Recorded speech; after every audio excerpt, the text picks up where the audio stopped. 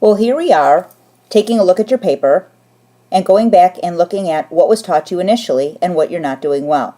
So let's go back and look at your rubric at this point. The first row addresses the introduction only. So if you received a proficient or an excellent in this row, then this video is not for you. Otherwise, keep paying attention. First off, would you please reread your attention getter? Is it generic but relevant? Does it flow to the point that the next sentences are related? If there are comments about this is something you are going to need to fix.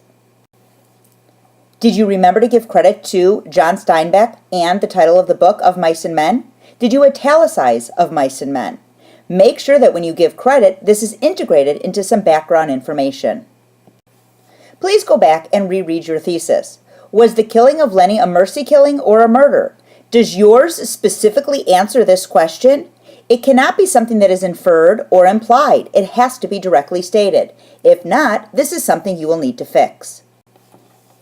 As a final reminder, the introduction paragraph has 4 main components. It begins with attention-getting sentences. Remember, there are no quotes, no questions, or any introduction of any character. If you have done these things, this is something you'll need to change. Next, you introduce the name of the book and the author. Make sure it is integrated into this background information.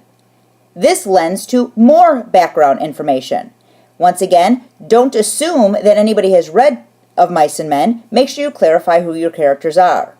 Remember that the essay is about a killing and not about the book. So stay away from complete plot summary, but put enough to make sure we understand why you're going to lead to a thesis statement, which is where George's killing of Lenny is either a mercy killing or a murder. Don't just talk about background information and not get to why he might have done that. Finally, go back and look at your rubric again. If you received a needs improvement or unsatisfactory, then you must redo this paragraph on a new document and bring it to me before you may move on.